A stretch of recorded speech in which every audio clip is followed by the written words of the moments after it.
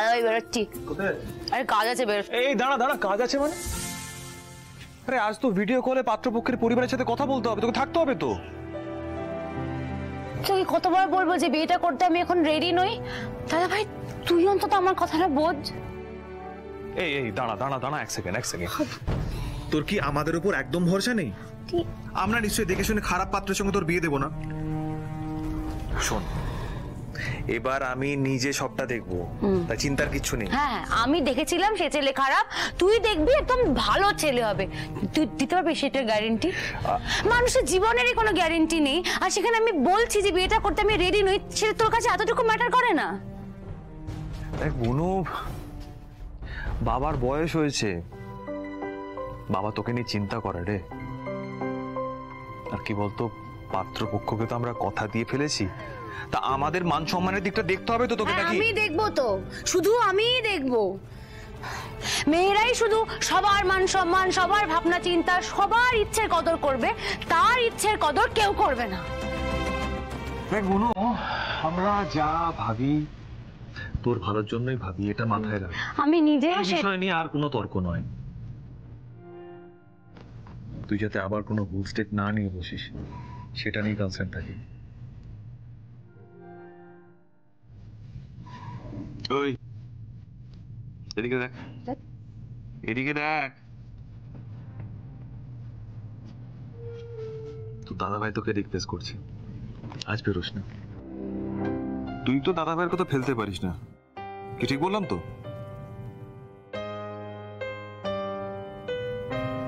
ঠিক আছে, বেরোবো না। তুই বলছিস, আমি বেরোবো না, যা। That's like a good girl. না না, তাই বলে আমি কিন্তু কারোর সাথে ফোনে কথা বলতে পারবো না, সেটা একদম ভাববি না। আমি আমার রুমে থাকবো, আর খবরদার যদি আমাকে ডিস্টার্ব করেছিস। আরে আরে আরে, এই দাঁড়া দাঁড়া দাঁড়া দাঁড়া, সেটা বললে কি করে হয় বলতো? মানে ওরা তো তোকে তোকে দেখতে চাইবে, তোর সাথে কথা বলতে চাইবে। তো মানে আমি কি করব তাতে? তোকে কি আমি কথা দিলাম? আমি কি বললাম যে আমি ওকে বিয়ে করব? আমি কি বলেছি? আমি তো বলিনি। আমি পারবো না, তুই আমার কথাটা শোন দাদা ভাই। আমি জোর করে মনের বিরুদ্ধে গিয়ে কোনো সম্পর্ক মানতে পারবো না, বুঝতে পেরেছিস? আরে কাউকে না জেনে, না বুঝে, না ভালোবেসে আমার জীবনে আমি কাউকে জায়গা দিতে পারবো না।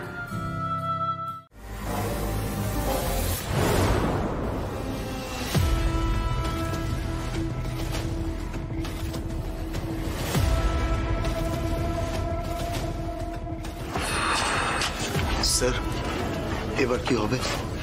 আমাদের হাতে তো কোনো প্রমাণই নেই।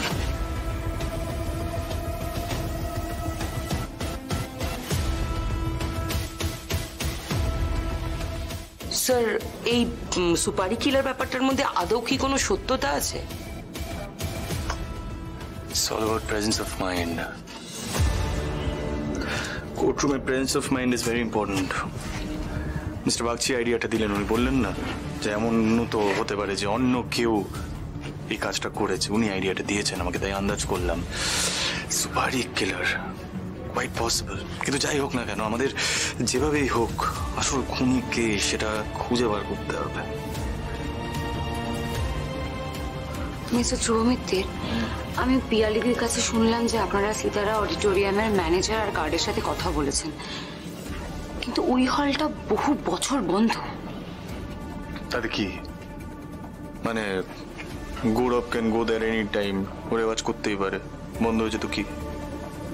শুধু মুখের কথা আর লোকেশন ট্র্যাকিং এর ওপর কি ভরসা করাটা এই মুহূর্তে ঠিক হবে না?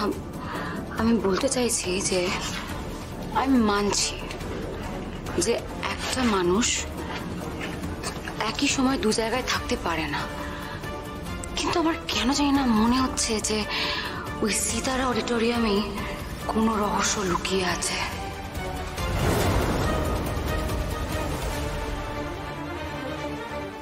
বানানো সত্যি, ভুলভাল যুক্তি, এই সমস্ত কিছু দিয়ে জলের মতো একটা সোজা কেসকে কিভাবে জটিল করা যায়, কিভাবে কনফিউশন ক্রিয়েট করা যায়, তার নিদর্শন আমরা দেখতে পেলাম।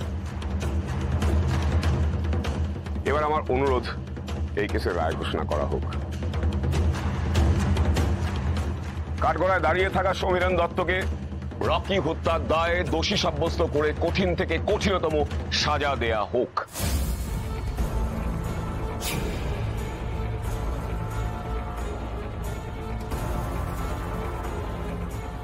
মিস্টার মিত্তির, আপনি যে আগের দিন সুপারি কিলারের তথ্য পেশ করেছিলেন তার সপক্ষে কোনো প্রমাণ জোগাড় করতে পেরেছেন? পারেনি, পারা সম্ভব নয়। মিলাদ, আসলে এই সুপারি কিলারের গল্পটা পুরোটা বানানো, এটা কল্পনা প্রসূত। রকিকে এই সমীরণ দত্ত নিজে হাতে খুনটা করেছে।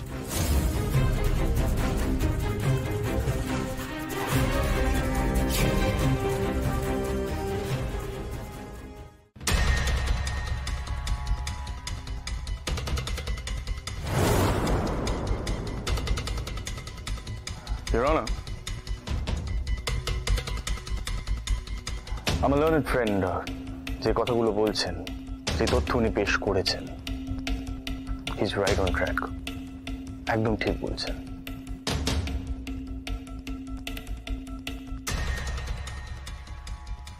বরং আগের দিন আমি যে তথ্য পেশ করেছিলাম, আমি যে কথাগুলো বলেছিলাম, এই supari killer logic, that was wrong, your honour. আমি ভুল বলেছিলাম।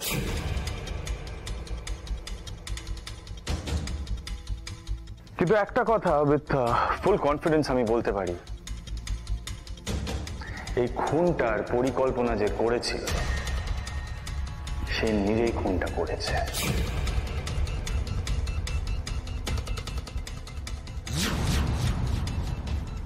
আর সেই ব্যক্তি